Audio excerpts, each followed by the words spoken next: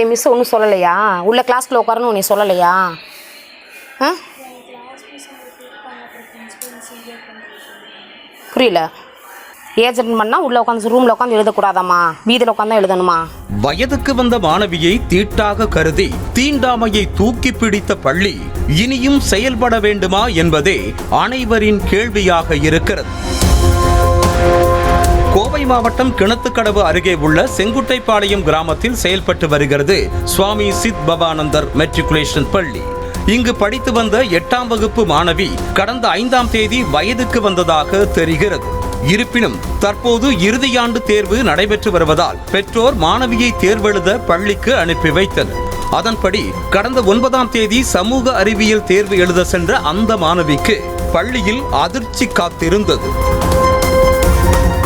வழக்கம் போல தேர்வு எழுத அறைக்கு சென்ற மாணவியை உடனே அறையில் இருந்து வெளியே போக சொன்ன ஆசிரியர்கள் வகுப்பறையின் படிக்கட்டில் அமர்ந்து தேர்வு எழுதும்படி கட்டாயப்படுத்தியுள்ளனர். மாணவி வயதுக்கு வந்து 1 வாரம் கூட ஆகாததால் பள்ளிக்கு தீட்டு என தீண்டாமை பேசிய ஆசிரியர்கள் சிறிதும் இரக்கமின்றி மாணவியை வெளியேற்றியதாக சொல்லப்படுகிறது. சக மாணவர்கள் முன்னிலையிலேயே தன்னை திட்டி ஒதுக்கியதால் அதிர்ச்சி அடைந்த அந்த மாணவி சோகமான முகத்துடன் படிக்கட்டில் அமர்ந்து தேர்வு எழுதி கொண்டிருந்தார்.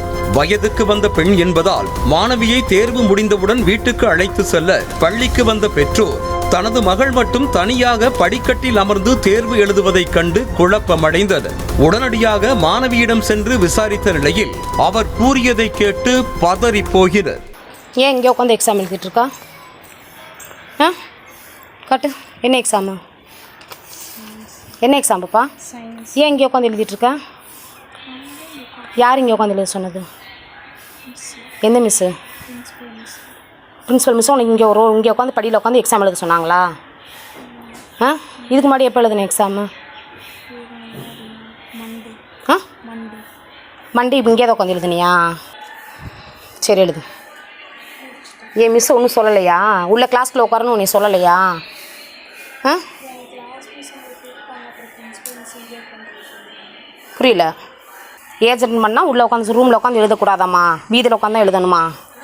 ஆ வயதுக்கு வந்தால் தீட்டு என கூறி தனியாக அமர வைத்ததாக மாணவி கூறியதும் கடும் ஆத்திரமடைந்த பெற்றோர் பள்ளி நிர்வாகத்திடம் வாக்குவாதத்தில் ஈடுபட்டனர். ஆனால் பெற்றோரின் கேள்விக்கு எகத்தாளமாக பதிலளித்த பள்ளி நிர்வாகம் தங்களது பள்ளியில் இப்படித்தான் நடக்கும், விருப்பமில்லை என்றால் வேறு பள்ளியில் சேர்த்துக் கொள்ளுங்கள் என அலட்சியமாக கூறியதாக சொல்லப்படுகிறது. மாணவிக்கு நிகழ்ந்த இந்த அநீதி பற்றி அறிந்ததும் அவரின் உறவினர்களும் பள்ளியை முற்றுகையிட்டதால் பரபரப்பு ஏற்பட்டது. ஆனால் பெற்றோர் மற்றும் உறவினர்கள் எழுப்பிய கேள்விக்கு சிறிதும் பொறுப்பின்றி தொடர்ந்து அலட்சியமாகவே பதிலளித்த அந்த பள்ளி நிர்வாகம் தாங்கள் செய்ததில் எந்த தவறும் இல்லை என்பதைப் போலவே வரிந்து கட்டியதாக சொல்லப்படுகிறது.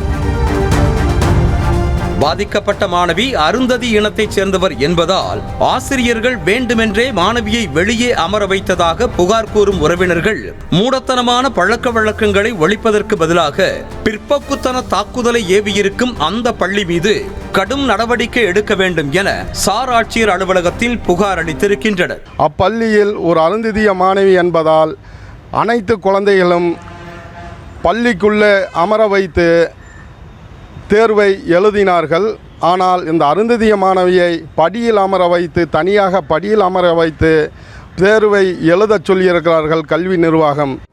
இதனையடுத்து மாணவிக்கு நடந்த கொடுமை தொடர்பாக பள்ளி நிர்வாகத்திடம் கல்வித்துறை சார்பாக விளக்கம் கேட்கப்பட்டுள்ளது. மேலும் இந்த கொடூர சம்பவம் பற்றி காவல்துறையினர் விசாரித்து வருவதாக கூறிய அமைச்சர் செந்தில் பாலாஜி தவறு செய்திருந்தால் நிச்சயம் நடவடிக்கை எடுக்கப்படும் என்றார். அதாவது என்னன்னா, அது குறித்து இப்போ காவல்துறை விசாரித்து வருகின்றார்கள். யாராவது அதில் தவறு செஞ்சிருந்தால் நிச்சயமாக நடவடிக்கை எடுக்கப்படும். பருவ வயதை அடையும் போது பெண்ணுக்கு ஏற்படும் மாற்றத்தை இன்றளவும் சிலர் தீட்டாக பார்க்கின்றனர். ஆனால் அது போன்ற தீண்டாமைகளை ஒழித்து எதையும் அறிவியல் பூர்வமாக அணுக வேண்டும் என்று கற்றுக் கொடுக்க வேண்டிய பள்ளிகளிலேயே பூப்பெய்தலை தீட்டாக பார்த்து ஒதுக்கி வைத்திருப்பது அதிர்ச்சிகரமாக உள்ளது.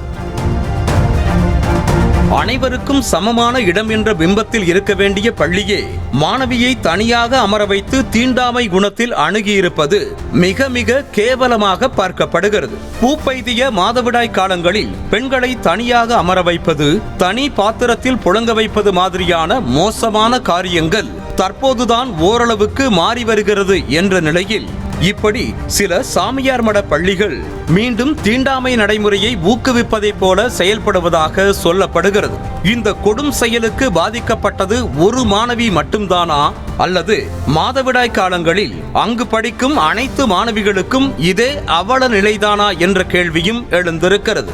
இதனால் முழுமையாக விசாரணை மேற்கொண்டு சம்பந்தப்பட்ட பள்ளி மீது கடும் நடவடிக்கை எடுக்க வேண்டும் என்பதே பெற்றோர்களின் ஒரே கோரிக்கையாக இருக்கிறது. நியூஸ் தமிழ் செய்திகளுக்காக செய்தியாளர்கள் ரவி மற்றும் பரிமளா.